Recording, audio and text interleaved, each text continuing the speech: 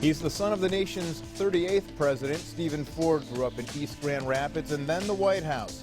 With his brother and sister, they lived a young life like none other, and with a father who was also world leader. We discussed those years with Stephen Ford on Newsmakers.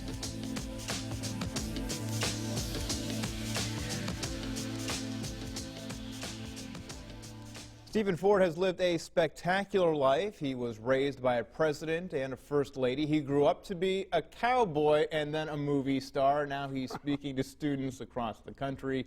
He's making a pit stop in the city where he was born. How's the research department doing so far? No, born in Washington, D.C. You were born in Washington, D.C. You did not grow up in East Grand Rapids. Spent a lot of time here. Yep, but somewhat of a home. This is a homecoming.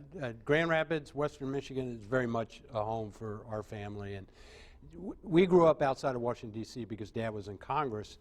And he chose, and every congressman does this differently, but during the week he would be in Congress in session. He was House Minority Leader. And then, so he would come home every night to our house, the family, dinner, help us with homework, all those kind of things. And then on the weekends, usually he went back to the district.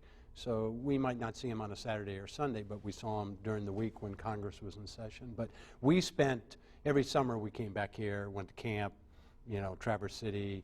I sailed Ludington and Lake Michigan and, you know, skiing in Boyne Mountains. So we have a home here, yeah.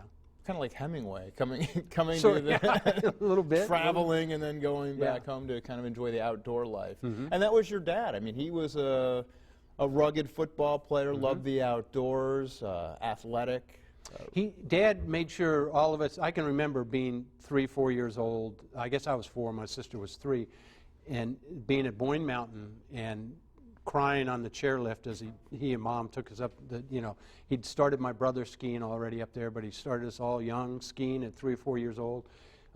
He loved swimming. He was an outdoorsman. You're exactly right. A lot of summers on Lake Michigan sailing, and it was wonderful, yeah. So you lived kind of that Michigan life as a young kid. Very much so. And, you know, thinking back on Dad growing up, Grand Rapids was a great place for him to grow up as a kid, because he did grow up here. And it was an all-American city. I look back on all those things, whether it was Grand Rapids, his parents, his Boy Scout leader, college, football, all those things were great preparation and foundational things for him to someday step into the presidency. But, you know, you grew up, the other half, you grew up in the D.C. area, outside, Alexandria. Yeah, Alexandria, Virginia. Yeah. How was that same or different from the activities that your dad would bring you to here compared to back home? Pretty much the same. I mean, our life there was, again, Dad stressed being outdoors, being active, being physically fit. You know, the boys, I got 2 older brothers, 1 younger sister, but every morning at breakfast, we would all take part of the newspaper. And there wasn't a lot of talk at breakfast. You kind of studied your newspaper that morning because you knew there'd be a debate that night at dinner, and you better have your facts straight, you know, whether it was debating, you know, baseball, football, politics, whatever. So breakfast was pretty quiet. Everybody sort of assembled their facts and their argument for that night at dinner, and then, you know, we had some great conversations at night when he got home from work. What were your parents' philosophies of life? You know, a lot of people say, well, you're not raising children, you're raising adults. How were you raised? What was the philosophy in the house? Work hard, show up, follow your passion. I get the question all the time, you know, you're going to go into politics just like your dad, and Dad always stressed to us that you follow your passion. His passion was politics.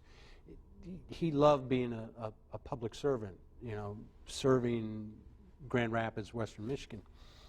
And he said, you know, don't do something if it's not in your heart, your passion. I became an actor.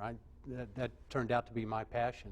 And another brother went a different direction, and a sister went a different direction. So they always encouraged us to go out, find, you know, pluck those heartstrings and find out what your passion was. So they didn't try to control us, didn't try to, you know, they tried to direct us with lessons on character and integrity and all those things, but they gave us a lot of freedom. Right, provide those pathways to take, and it's kind of a trial and error thing. Every summer, this is a fascinating thing, and I think every father should do it.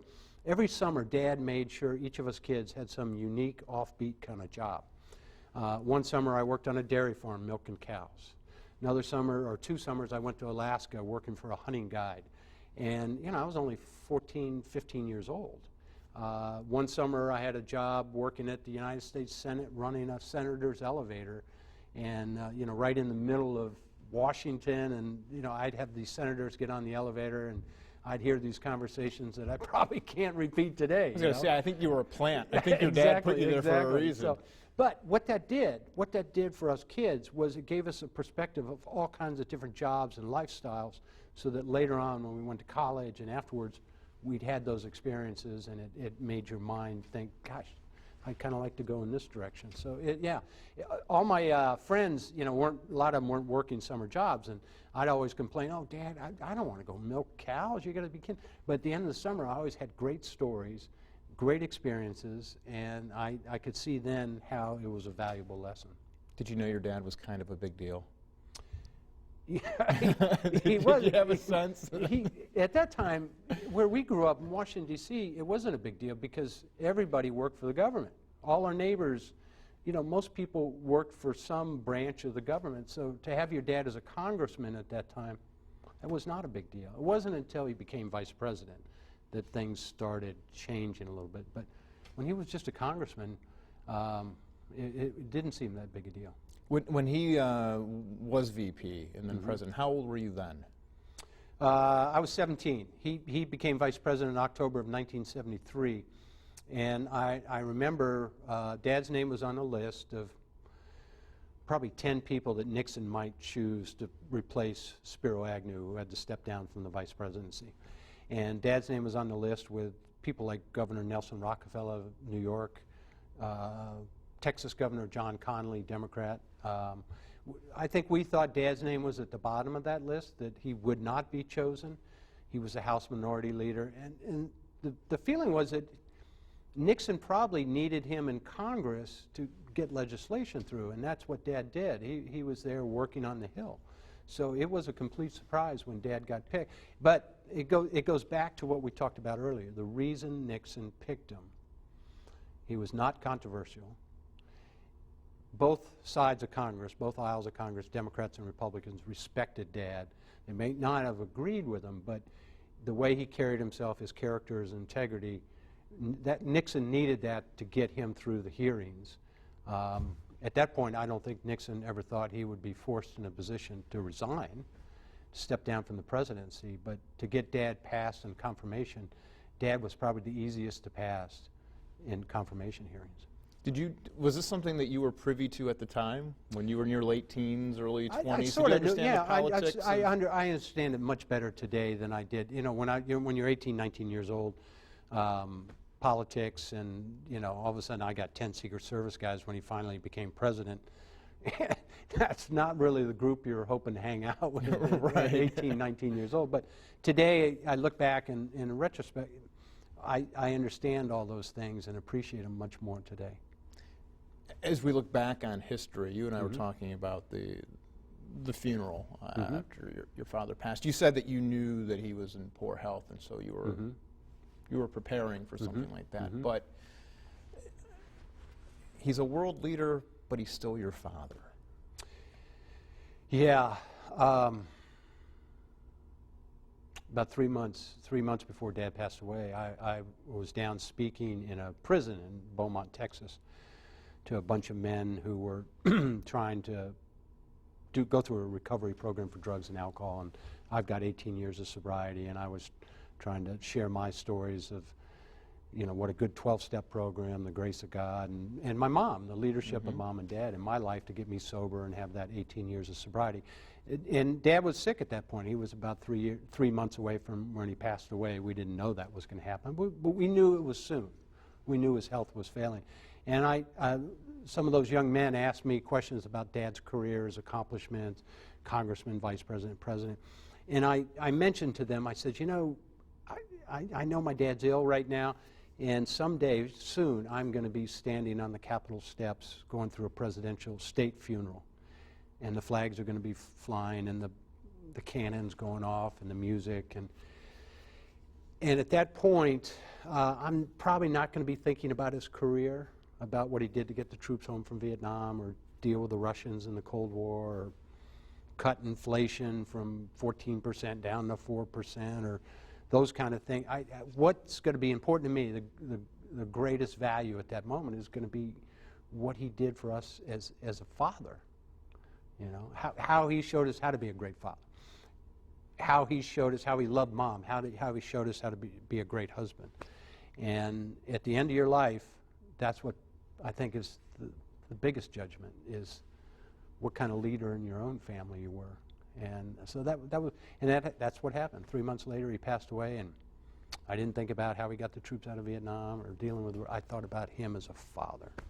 And then there was the appreciation, that outpouring of support from this community when he was lying in state at the museum, and then the number of people that came out. It was when we had the first service was in Palm Springs, California, and then we went to Washington D.C. and they did the state funeral there at the National Cathedral. But Dad's resting place is here in Grand Rapids at the museum. So this was the last place we came to. Dad's casket sat in the museum there for a day before the service. We were so, touched. We knew some people would show up, obviously, but that night, and I don't think it was more than 5, 10, 15 degrees at the most, there were people lined up through this city, stood in line 6, 7, 8 hours to walk by Dad's casket for 10 seconds, 20 seconds. I stood over there, shook hands, and met so many people who said, you know, your dad spoke at my high school graduation, or he pinned that Eagle Scout badge on me. I wanted my kids to come and see what a president was all about, and your dad. And I stood there for about 3 hours, shook hands, shook about 6,000 hands, and wept with them, and was so touched. Went back and told Mom that there's people standing there for 7, 8 hours, and it just brought tears to her eyes. She knew the welcome would be great here in Grand Rapids and Western Michigan, but she was so touched by that. And I remember that night too, and I would say that there's a true appreciation that I think parents wanted their children to be there and to know the history of your father and what he stood for. It was country first. He and politics came second. Yeah. Well, he loved it because he was a public servant, and he liked serving the people of Grand Rapids, Michigan. He wanted to go be their advocate, and he always encouraged us to follow your passion. What makes you have a great passion? Politics was his passion of being a public servant. He didn't do it to be famous or have power. He did it because he just had a genuine love of helping people. And it's not just your father. You have two great parents. Yeah, Mom's pretty good too. You have a first lady who you were talking about the sobriety and everything your mom had been through, and I would imagine when you were younger, you were seeing some of those effects of her drinking. Not so much when we were young. We saw it in the White House and after the White House when alcoholism crept into her life, and gosh, at that time there was such a stigma on alcoholism. It was people thought it was a Skid Row bum, and they didn't think it was in their families. And we went through that thing. At that time, it was an intervention. That was a word we'd never even heard before. Now they have TV shows about intervention. So we've come a long ways. But I remember Dad leading that intervention with Mom after the presidency was over, and taking her hand and holding her hand, and we were all there and saying, Mom, I want my wife back. The kids want their mother back. We love you. And it was a wake-up call to her. She did the work. She's the one that got sober. She's the one. And to see, on the other side of that, we talk about Dad's accomplishments, but on the other side of Mom's sobriety came this wonderful nonprofit treatment center called the Betty Ford Center, where today, gosh, I think it's 85,000, 90,000 people have been through that treatment center and transformed their lives and gotten healthy, and it's been affordable and all those kind of things. So that morning when we did the intervention, I don't think any of us thought down the road there was going to be this great thing that came out the other side. We were just trying to get Mom well, and she did the work after that. Did she go quietly with the intervention? Did she realize? Interventions are never quiet. I've done a lot of them Yeah. since then, and helped a lot of other families. And interventions are tough. I mean, because you're really trying to wake someone up, and the defenses are up, and there's a lot of I love yous, and there's a lot of probably I hate yous, and anger and laughter and hugging and crying, but you come through the other side, the threshold, and you break down that barrier, that wall, and there's a new awareness, and hopefully there's a new awareness. And with Mom there was, and she went into treatment and did the work.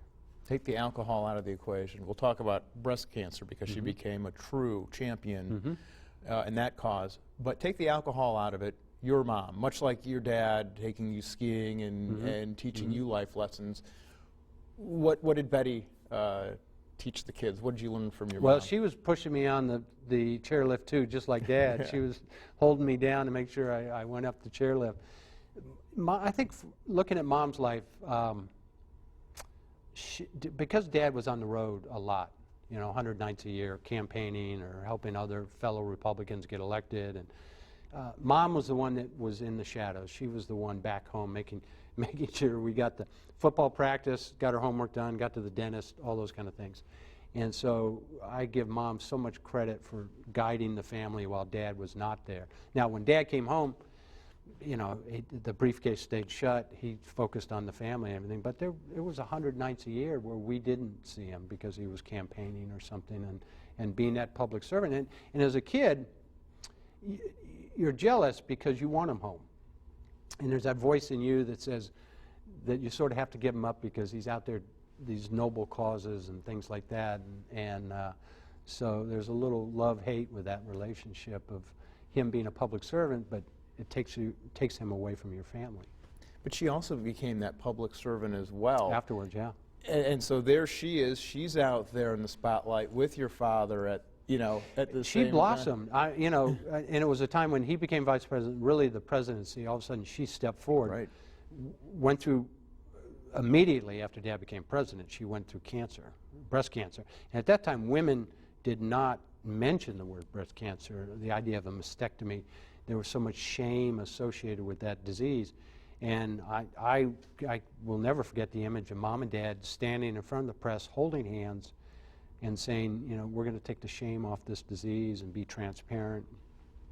And all the women that she helped, the awareness, that plus the alcoholism, and she was very candid, spoke her mind, got her in trouble at times, but I think people appreciated that. And that was one of the lessons that you were taught as a child. You be yourself. She changed the image of the First Lady. The First Lady had always been very quiet in the background, and Mom didn't go along with that. I remember when we got to the White House, one of the first things she found out that the President and the First Lady had different bedrooms. And Mom said, no, that's not going to happen in this family. And so she right away started breaking all the traditional barriers and things like that, and did interviews that rocked the boat a little bit and stuff like that. And I think the American people related to her because she was just saying, I'm a mother, I got 4 kids I'm trying to raise, this is the way it is.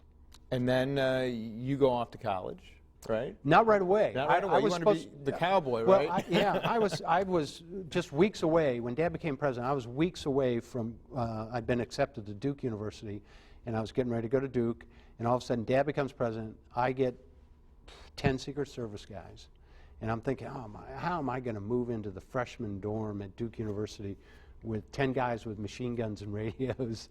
And I walked into Dad's office, the Oval Office, and said, Dad, I'm not ready to go to college right now. I want to take a year off. I'll go back to school next year. He said, fine. What are you planning to do? And I told him I wanted to go out west and be a cowboy. And he's like, what, cowboy? What? And so I took my 10 Secret Service guys and headed west and started working on ranches, cowboying and rodeoing, and went to school later, studied animal science, production and nutrition and beef cattle, and then somehow that led me into acting. I'm not quite sure how that happened, but yeah, it was a different route. Full support from your dad? Hey, you want to be an actor? Go for it. I think they were skeptical. Any parent wants to see their child get a good, stable job, and acting is not necessarily the most stable. I think it was probably better than saying I want to be a rock star or something. But it was touch and go in the beginning because the jobs didn't come right away. But once I got a long-term contract at CBS on the soap opera The Young and the Restless for 8 years, they sort of accepted it, and then from there moved into movies. And for me, I got a big break right after I left The Young and Restless, the CBS during the 80s. The first movie I worked on was a movie called When Harry Met Sally with Meg Ryan and Billy Crystal. And I had a small part. I played Meg Ryan's boyfriend, Joe, the guy that dumps her so she can be with Billy. Yeah, you should have been nicer. What a dumb move that was. But I had this great scene where I'm kissing Meg Ryan at the airport, and Billy Crystal comes up, and they talk about my character the rest of the movie, so you think I'm in the whole movie. I'm not. And that was a big break, and that just led to other movies and I've been really blessed that way. It's great to look at your bio and to see the movies. A lot of small parts in big name movies. Yeah. The Harry Met Sally is one of the most fun. Kissing Meg Ryan is a pretty good deal. Worked on Black Hawk Down. That was a great movie to work on. Worked on Transformers recently. So worked with 3 Academy Award winning directors, people like Jodie Foster. Contact, right? Contact, yeah. Bruce Willis, Arnold Schwarzenegger. Worked on a movie with Al Pacino, Heat. So it's been fun. Number of movies too, a number of television shows too. Yeah, lots of those, because those are kind of the bread Family and butter. Feud. I saw that you filled in. I did a game, episode of Family. I even did an episode of Baywatch years ago. I don't really put that on my resume, but a friend of mine was a writer on Baywatch, and I used to see him at coffee all the time. And he said, "You got to come do an episode." And I said, "Look, I'm 30 years old. Me in a Speedo is not what you want to see." And he said, "No, I got a part for you. You'll be a lawyer." And so I got to be a lawyer, and I defended one of the girls or something in some court case. So, yeah. I worked on a Happy Days, the original episode of Happy Days, a lot of stuff. I don't know if a lot of people know about Grease. I got a job, but then I quit. Yeah. I got a job to work on Grease.